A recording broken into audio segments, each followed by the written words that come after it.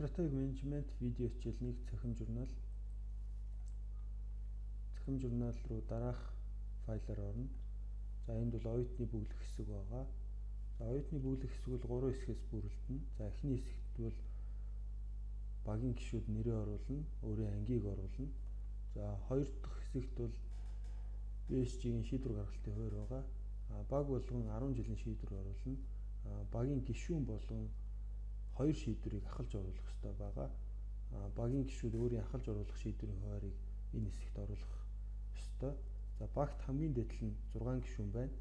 За энэ тохиолдолд бол багийн ахлагч буюу 1-р хүн багийн өөр 2 гишүүнтэй давхардал шийдвэрийг оруулъя гэсэн байдлаар хуваарийг оруулсан байна. За дараагийн хэсэгт гэх юм бол BSG-ийн даалгаврууд байгаа. BSG-д бол 4 үндсэн даалгавар байдаг. Энд бол тест 1, тест 2, 3 жилийн стратеги төлөвлөгөө, эцсийн шалгалт гэсэн ийм 4 онлайнаар өгөх даалгаврууд байдаг. За тест 1-ийн хувьд гэх юм бол 4 сарын 14-нд эрхэм нэгдээд 4 сарын 21 гэхэд дуусах байгаа. Энэ хугацаанд бол багийн 2, 4, 6 дахь гишүүн давхардсан байдлаар хамтарч оруулъя гэсэн ийм төлөвлөгөөг оруулсан байна. Багийн гишүүн болгон хамгийн доотлол нь 2 даалгаврыг оролцсон байх ёстой. Нэг даалгавар дээр хамгийн дээдл нь 3 гишүүн оролцож болно. За ийм байдлаар бол дараах хуваарлтыг хийсэн байна. За баг бүрийн хувьд гэх юм бол багийн 4 дахь даалгавар буюу энэ бизнес стратеги симуляцийн танилцуулгыг бэлдэх ийм даалгаврыг бол багийн гишүүдийн хувьд хамтарч хийх ёстой байгаа. За энэхүү цахим журналын хувьд гэх юм бол багшийн бүглэх хэсэг байгаа. За энд бол зөвхөн багш мэдээлэл оруулах хэрэгтэй. За тэгээд багийн гишүүн болгон өөрийн хариуцсан ахалж хариуцж байгаа 2 жил дээр бол 1-5 гэсэн үнэлгээг авна.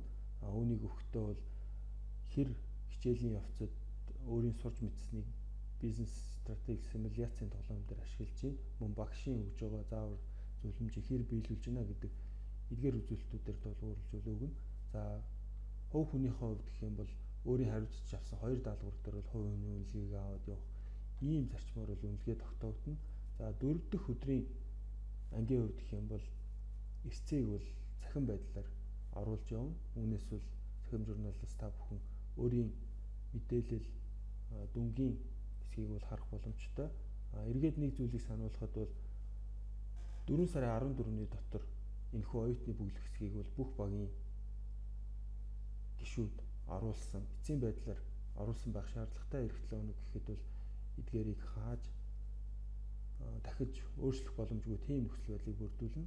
Мөн 4 сарын 14-ний дотор багийн хамгийн ихний жилийн шийдвэрийг оруулах учраас багийн гишүүд энэ хуваарлтыг үүнээс өмнө хийж хамтын шийдвэрийг оруулсан байх шаардлагатай гэдгийг бол сануулж байна.